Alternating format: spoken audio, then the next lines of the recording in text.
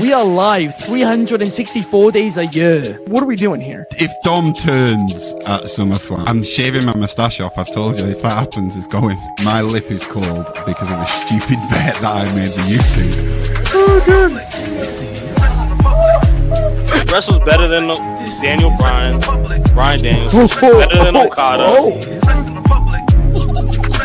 How did you not get sushi after Monday Night Raw? Welcome to Wrestling Republic's daily broadcast, a show where a rotating cast of wrestling fans from around the world come and share and debate their opinions, with live comments from all of you shown throughout, as after all, fans are what makes wrestling so special. So sit back, grab a beverage and enjoy the show.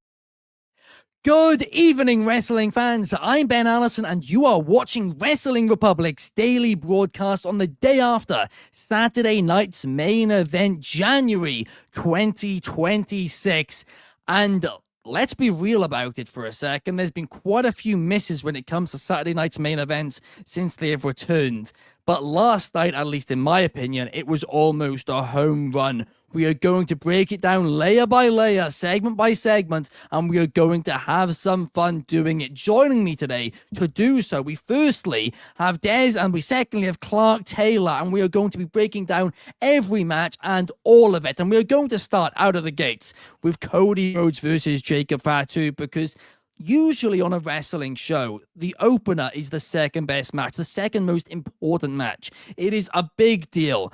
So to see an opener not actually start, not to actually get underway, that is a little bit of a surprise. And if you guys have listened to me for long enough, you will know I don't like DQs on pay-per-views. I don't like non-finishes on big pay-per-views and stuff like that. And yes, Saturday night's main event technically isn't a pay-per-view. But in this instance, I actually loved it. Because these guys have been brawling for weeks. On SmackDown, they had a fantastic promo. And for them to start off the show by brawling around the arena, I thought it was brilliant. It was the perfect start to the show to me. But Clark, you are not a fan of Cody Rhodes. I know you are a big Jacob Fatu guy. So what was your thoughts on this open? You know, I enjoyed this actually quite a bit, in fact, because the other thing is, I don't mind the occasional DQ finish and whatnot, some shenanigans involved. Pro wrestling needs that. The rules are in place so that they can be broken by bad guys. That's part of what makes watching professional wrestling so fun. What I loved about this was it was just a no contest. Like, it never started, right? The match never officially, nobody rung the bell, no nothing. This was just a fight. This was as close to an unsanctioned street fight with no pinfalls or no submissions, no winners as you could possibly get, but they fought all around the arena. It was cool with the old school aesthetics you get with the Saturday night's main event stage and everything like that. It was a fun way to draw us in and open the show. And despite the fact that we didn't get a finger quotes match out of it, we got enough action that I was locked in for the rest of the show. I actually thought this was as well placed as you could do something like this as humanly possible. Of course, as you mentioned, I don't necessarily love Cody Rhodes. Well, guess what? I got to watch the Samoan Werewolf drag him all over an arena for like 15 minutes to start the show. It was excellent. I did love that most of the way. Yes, of course, it was a little bit back and forth, but I love this, and I love this for Fatu because to me, this was better organized than just the ending of the cage match with Drew, because I did not love that Jacob gets taken out after the fact. It just, aesthetically, the fact that Fatu looked strong coming out of this, the sky's the limit still for this guy, and I think he's as good. He's the most overlooked of any of the big prospects that we've got when it comes to the future of the WWE. Absolutely. This guy is ridiculously talented. There's no doubt. And you mentioned Drew McIntyre there, the fact that he got involved. He ended this fight essentially by taking out Cody and Jacob Fatu. And it kind of makes you think, where is this going? Are we going to Elimination Chamber to do a triple threat match? Will it go all the way to WrestleMania? Des, I want to get your thoughts. Yeah, I'm with you guys. When this first started off, I was just kind of like, oh man, they're going to keep Cody where he's not going to lose, because Cody, every time he had Obafemi, which was the last Saturday night's main event, ended in like a disqualification. This worked because this really followed the tempo of what their rivalry is. On SmackDown, right? Fatu comes in, they're just throwing jabs at each other, no respect, and it was all business. And I feel like this, this segment slash match, well, it's not a match, this segment really set the bar of what this Saturday night main event was going to be, because the crowd was hot, right? They were really into it. And I agree, because if you just had the disqualification, it's like, whatever. Now that you have a no count, you have no contest. It's like, okay, now I'm intrigued. What's going to happen next with Fatu and Cody? Is it going to happen at Chamber? How is Drew going to play into the fold? I really like this, and this was a fantastic way to start it off. It really was, and that's a good point about the crowd as well. It got them going. They got fired up because obviously it went into the crowd as well. And we got a few comments here I want to address. We got numero one saying that he knew Jacob versus Cody was going to end in a no contest, and he has a strong feeling that we will see these two fight inside Elimination Chamber, or one-on-one inside Elimination Chamber. That could be very, very interesting indeed. Fernando says the DQ finish protects both men heading into the Rumble. We've got Zach Megan saying it's National Fish Taco Day. Wow. Yes, And we'll we be got getting just some of those. the part saying, here we go, the best wrestling group. We appreciate you watching. I do want to address one of the comments. Go When for it comes to the Elimination Chamber thing, I like the idea of the singles part. What if they're just the first two? They're not in the pods. Yeah. They're the two to start the match, right? Because you do the four that are going to be in the pods at enter, and then all of a sudden it becomes apparent that maybe they sort of can make a big deal about the order in the build, right? Like, oh, we don't know, it's going to be at random. Your music's just going to play, and that's how we're going to know, like, the entry order for the chamber. Somebody makes us think about it that's involved, right? And then it's like, oh, who's it going to be? And you start to realize when either Cody or Fatu's music hits for that, or like by the time you count one by one on the entrances, and then it's like, oh, it is going to be Cody and Jacob, and they can work that portion of the match until you get the first entrant. I had the light bulb moment as soon as I saw that comment. I was like, man, that seems pretty enticing. I actually don't mind that at all.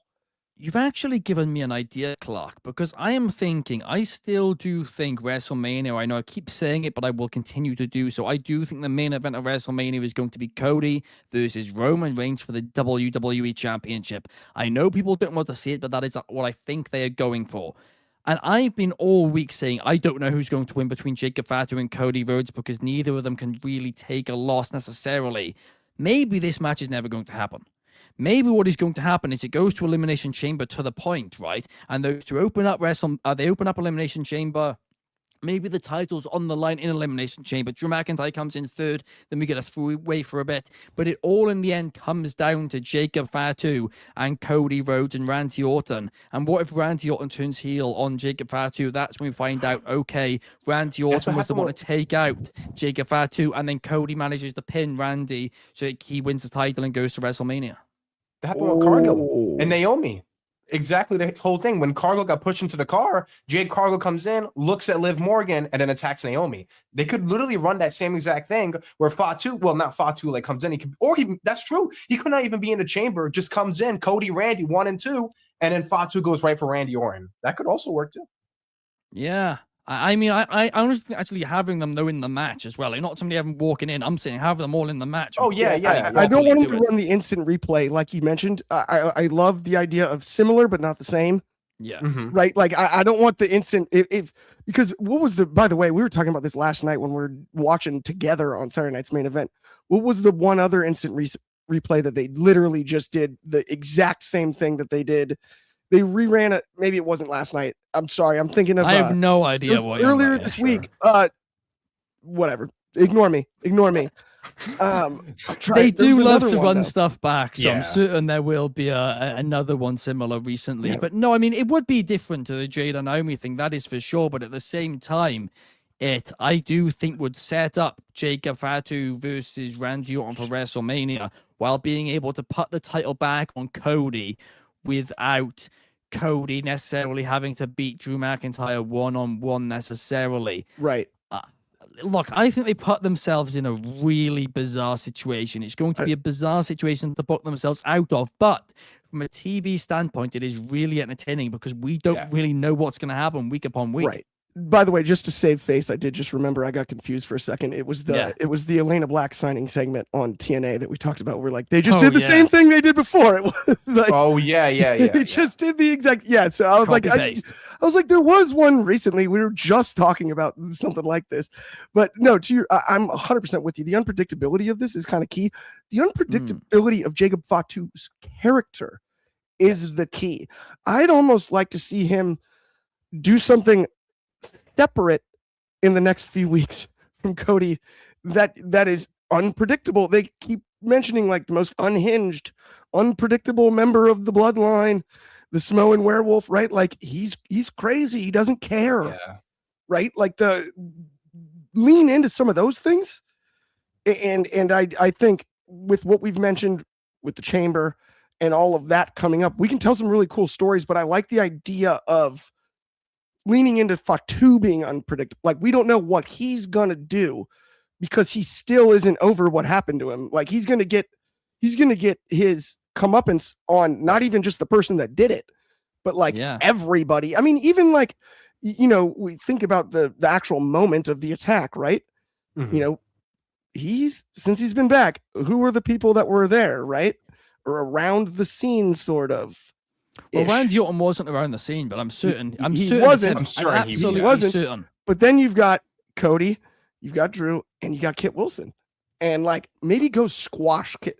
I love Kit Wilson, but go squash Kit Wilson this week. I'm sorry, Kit Wilson we can't be squashing Kit Wilson this minute either. No, we cannot be doing that. No, we're not killing gimmicks as soon as they start. That doesn't need to happen. Wilson, he's not going to kill the gimmick. He's gonna he'll show him what toxic masculinity looks like. What needs to happen is he needs to beat Matt Cardona. That's the only thing which needs to happen. Oh, well, that does need to happen via roll up or small package. Yeah. But up next, let's move on to the next topic because RhIyo did successfully defend the Women's Tag Team Championships against Liv Morgan and Roxanne Perez of the Judgment Day. And this match, I really had a blast watching. I thought it was fantastic. But when it comes to the Judgment Day, you might as well call them Sam Smith because I truly believe the writing's on the wall.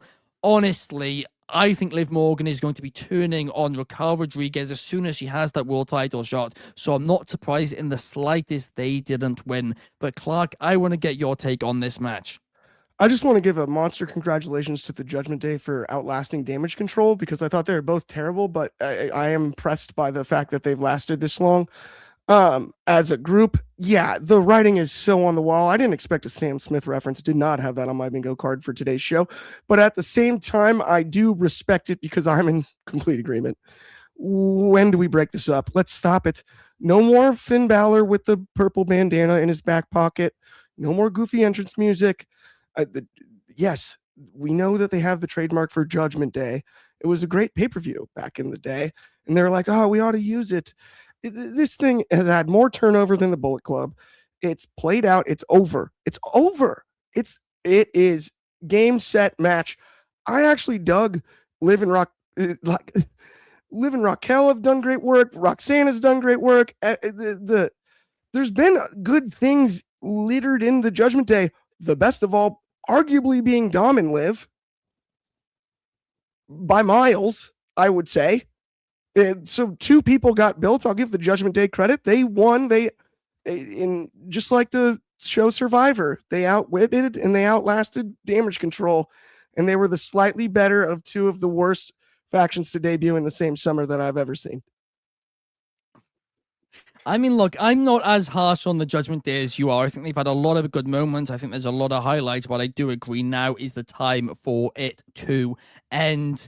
But Bobby Batista says that he likes watching Io Sky in the ring, and Numero One says that he was surprised Rhea and Io retained. Why does he have a strong feeling again in his tum-tum that we are going to get Rhea Ripley versus Io Sky in a 60-minute Iron Woman match at WrestleMania?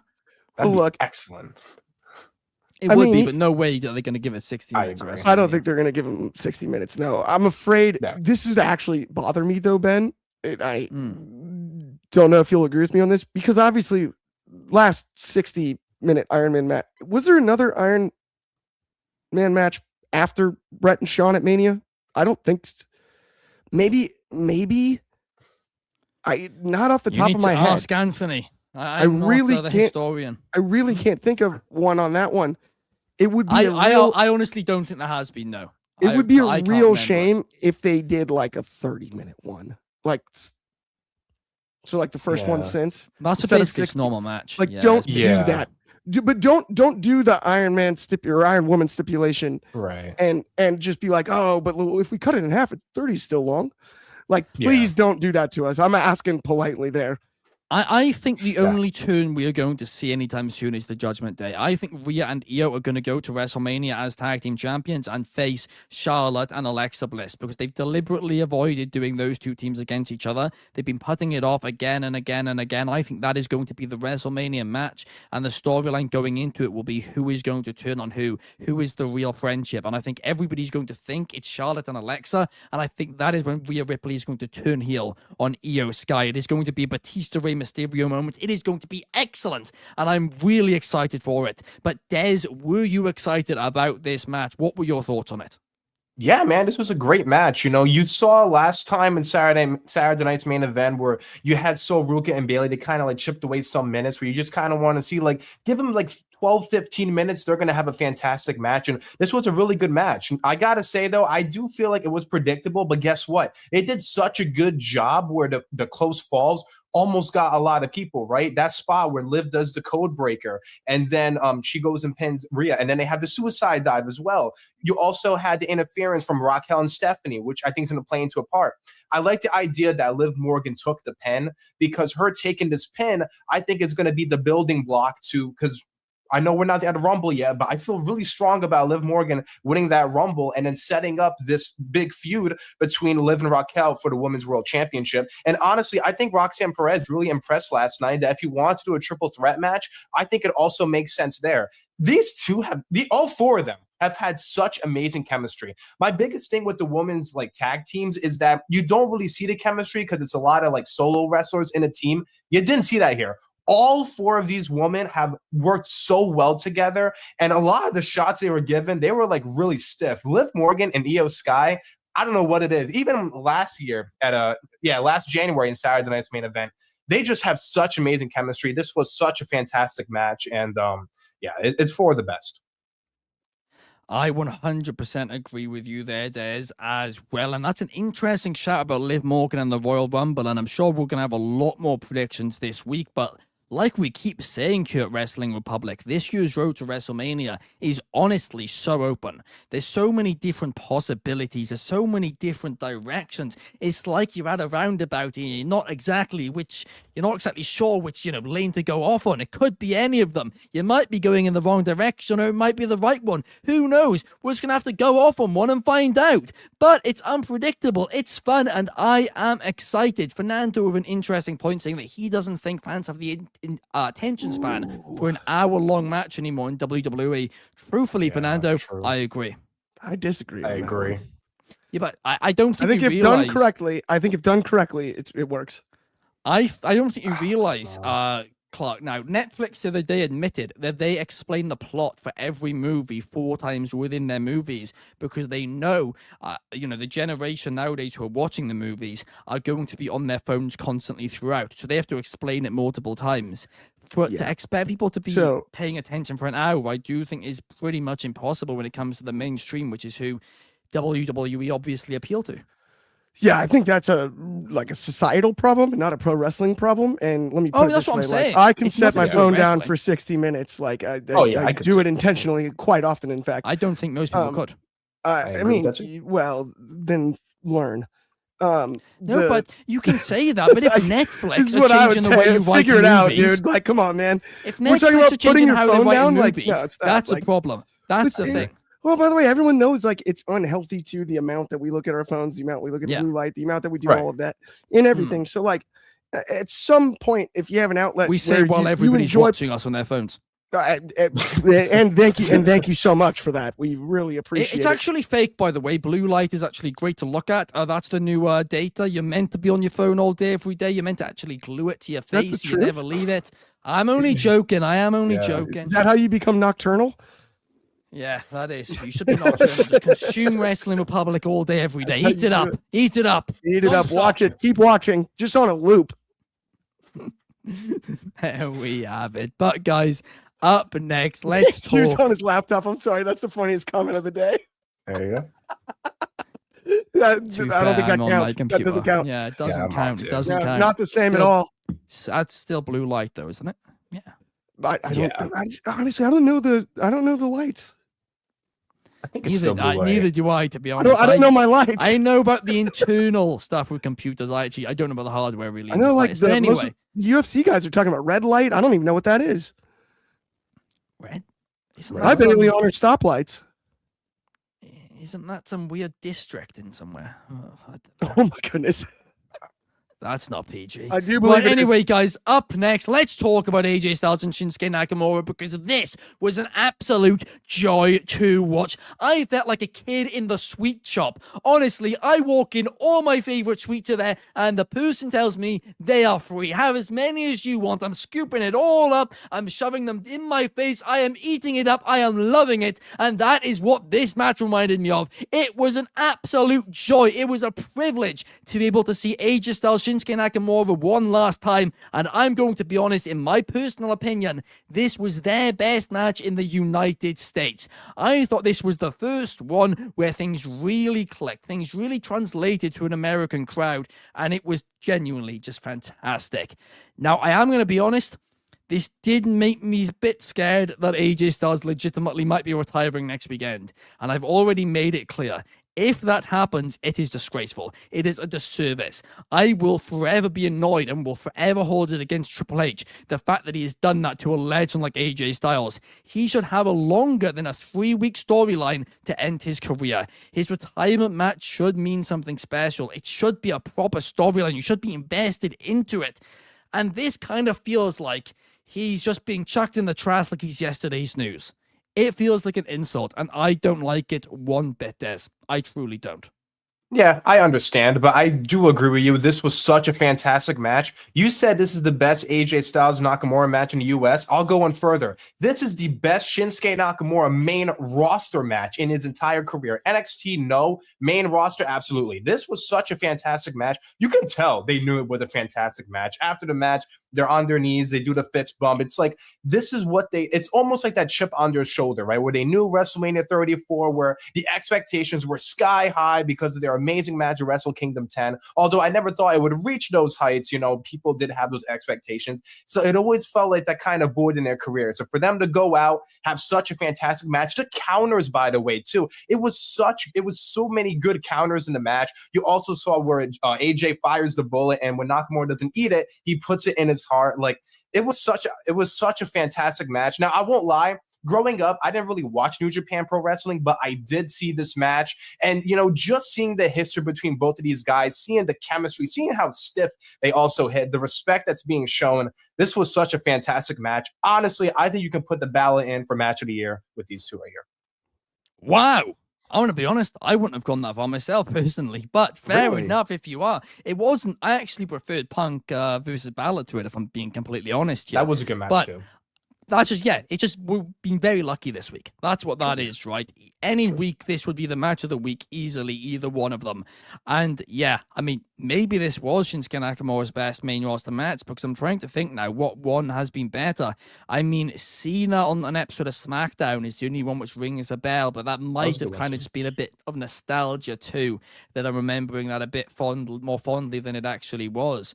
But you are right. I mean, Nakamura's not had that many bangers on the main roster, unfortunately, but Clark, was this one of them last night? Yeah, I thoroughly enjoyed this. I thought it was amazing. I mean, listen, AJ is so dang good. AJ Styles, TNA back in the day with short hair, and I was like, who is this kid? He looks like the next Shawn Michaels, and like he basically was. He's the closest thing since, by far, and earned this. And to have a dance partner like Nakamura, given their history in New Japan, it was really cool. And what I loved about last night's match was, for some reason, and AJ's got this ability over like the last year, especially, to sort of turn back the clock in a way where you can take the match, and I don't think it's possible against Gunther, and I think that's our biggest complaint headed into the Rumble, is I don't think it's possible for him to do this, but the way he did with Cena, you can take the context of like what AJ's been up to lately out of it and just focus sort of on AJ and Nakamura, AJ and John Cena. He's wearing the old gear. It's really cool. And he's like, you can watch it in a way where you can ignore sort of, I don't want to say weekly television, but for lack of a better way to put it, right? Weekly television, you can sort of ignore the fact that he's not been the face that runs the place in quite some time, but he used to be. And like, he has an ability to capture that I don't think we've even fully vetted. And that's what makes Saturday so terrifying. That's what makes the Rumble so terrifying after this match. I mean, the cryptic stuff, like, I planned on wearing this gear later, but thought today, the stuff that Nakamura spoke about, there's all kinds of layers to this with AJ.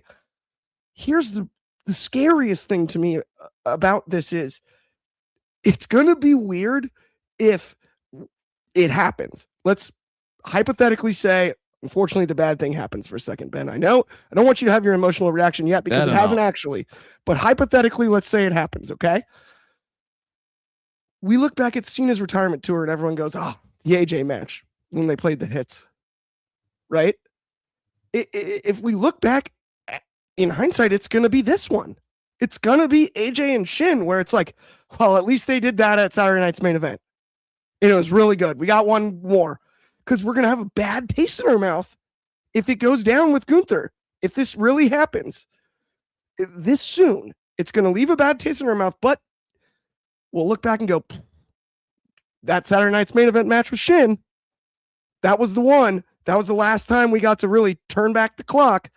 And for nostalgia's sake, get all of the AJ Styles that you know we've come to know and love, because he's a legend and he deserves his flowers, no doubt. You know, we always give him too late, I feel like, but AJ does, and so yeah, that's just kind of where my head's at on this. It's a complicated subject, man. It is. They put themselves into a corner where to lose. It's creatively a really bad decision. I don't really understand what they are doing. Look, if I'm wrong here, I'll say I'm wrong if they manage to find a way to make this work somehow. But the way to make it work definitely isn't having Styles lose. That's what I know for certain. It's too soon. It really is. This needs to be a proper good storyline to say goodbye to a legend.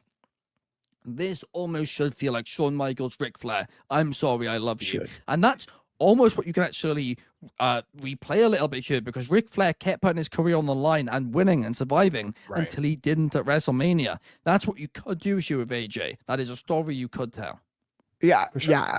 There's just, to me, it feels like there's too much time left. There should be, but then by the way, as critical as we've been of the booking of this, if this is a head fake somehow and they do something that I didn't expect to go that route, Ben, somehow they get this train on tracks, I'll actually be impressed. Possible. I don't know either. That's where I'm like, this is either going to be a rabbit out of the hat, or man, is it going to be an ugly news day next morning. I mean, look, I've decided, by the way, guys, some breaking news, although I decided earlier, I will be doing a watch-along for the match. So I'll be doing a solo watch-along for just the match, just for AJ Styles versus Gunther next weekend. I'm going to turn it on just for that match, and I'll react to it live. So just in case the worst happens, you can see how I react. Hopefully it won't. Hopefully I'll be celebrating. Hopefully there'll be happy tears.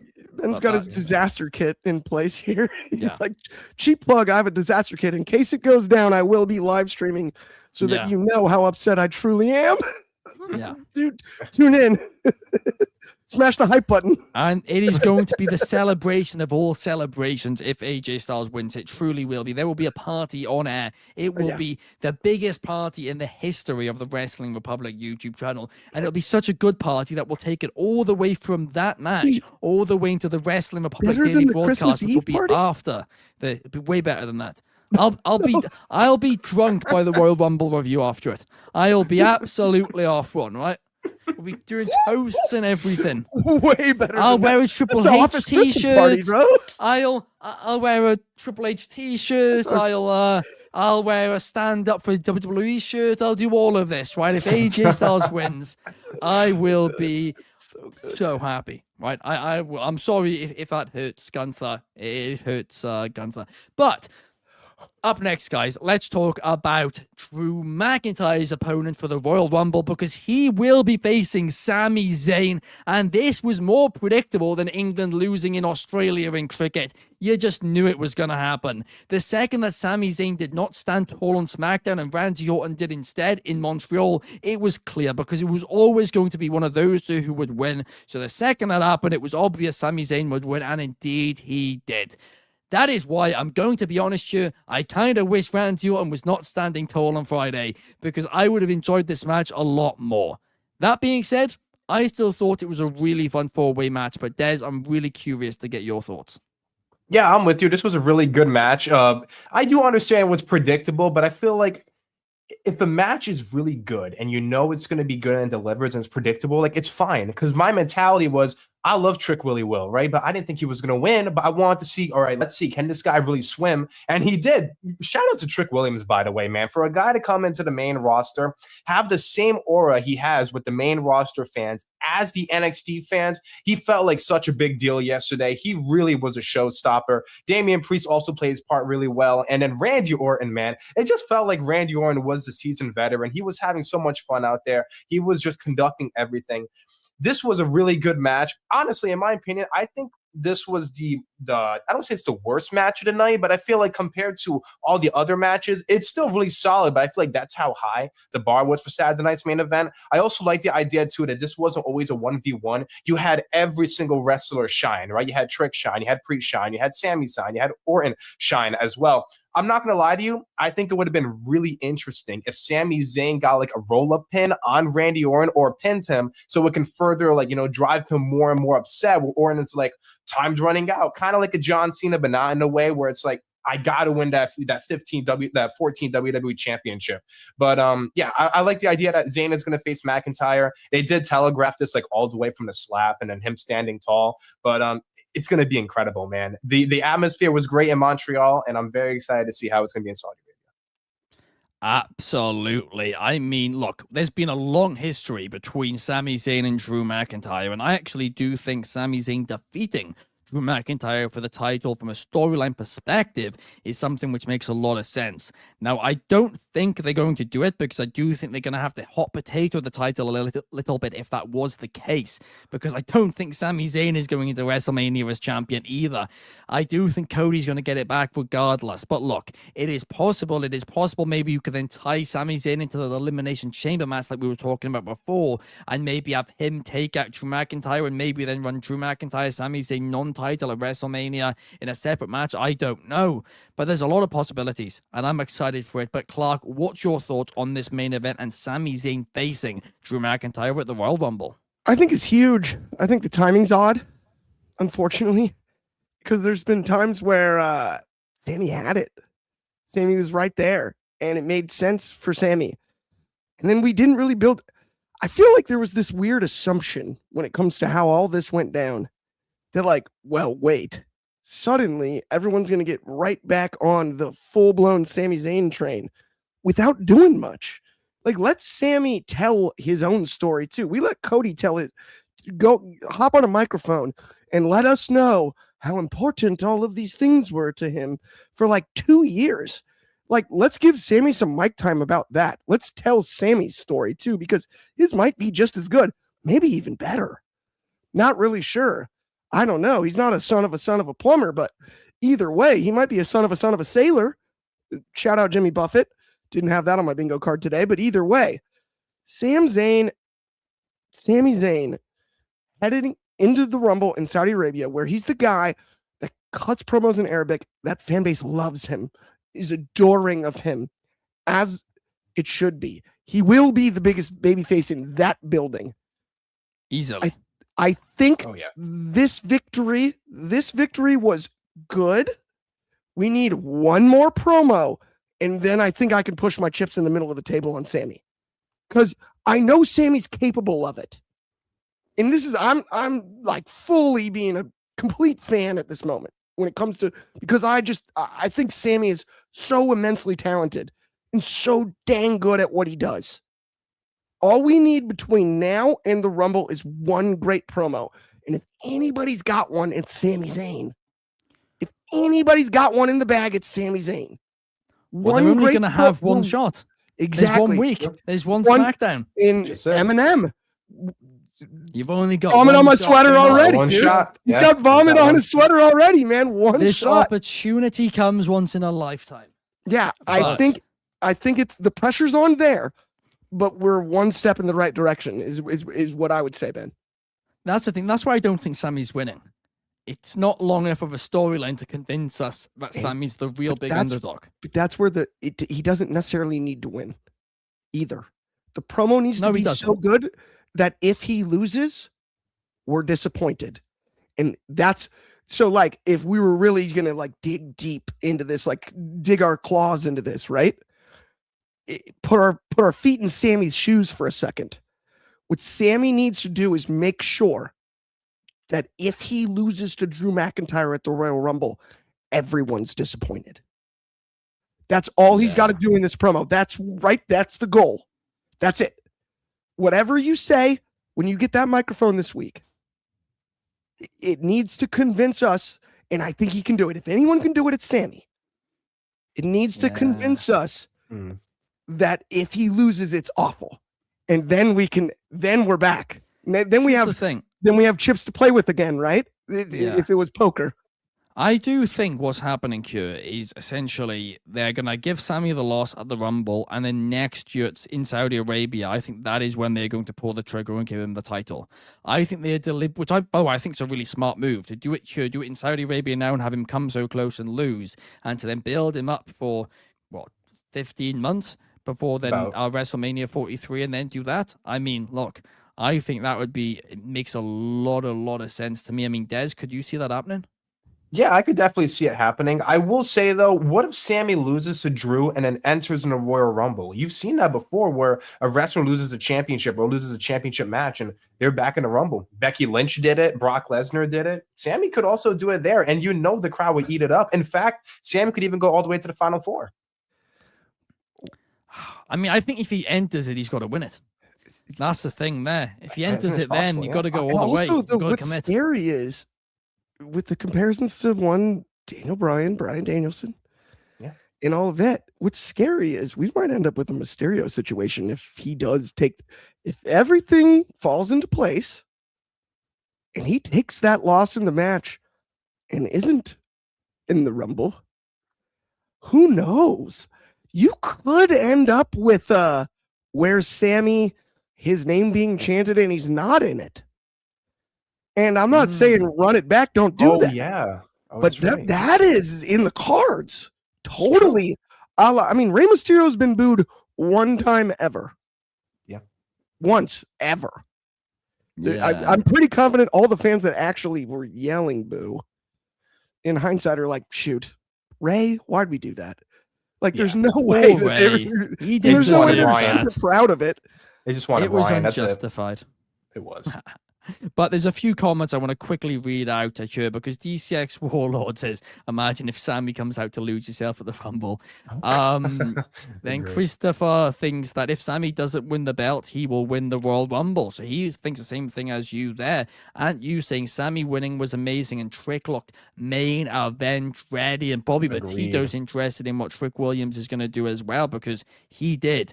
Trick Williams is not the future. Trick Williams is the now. This guy has been chucked in at the deep end and he can swim. He can float. He has proven that he is ready and that is absolutely brilliant. Numero 1 says a fun main event. Sami versus Drew is going to be unpredictable as Sami winning and Drew retaining works well. The only thing I don't want WWE to do is a DQ. Hopefully that is not the case and I don't anticipate it. I would hope not. if Saudi they would be do a pretty upset. non-finish, that I actually genuinely think that this is the one place like there's virtually it would take an like a fluke injury for this to be a non-finish. Like if they No booked way, this yeah. as a non-finish, we'd lose our. Oh, We yeah. talked about losing our minds about AJ and booking and Triple H and all of that and the other. If this is like just all shenanigans and a DQ, like we talked about throwing laptops. I mean, I could like we mentioned Eminem earlier. Let's go Limp Bizkit. Break stuff. Just break stuff. Like it's gonna be. We're gonna just start breaking things. I mean, hashtag Triple H out could be trending by the end of the week. It's going to be a huge week for not only WWE, but also the creative reign of Triple H. The pressure is on. And the same thing for Road Dogg, same thing for the rest of his creative team. But under the pressure, can they bounce back after a poor 12 months? Can they bounce back and prove that 2026 is going to be a good year for the WWE? We are going to have to wait and find out. But that does, guys, bring us to the end of today's show. We will be back the same time, same place tomorrow to talk a little bit about Monday. Sorry, not Monday Night Raw, that's Tuesday. To answer your questions and your theories for the Royal Rumble on Mailbag Monday. We will see you guys there. Thank you, Clark. Thank you, Des. Thank you to all of you watching at home. We will see you then. Peace.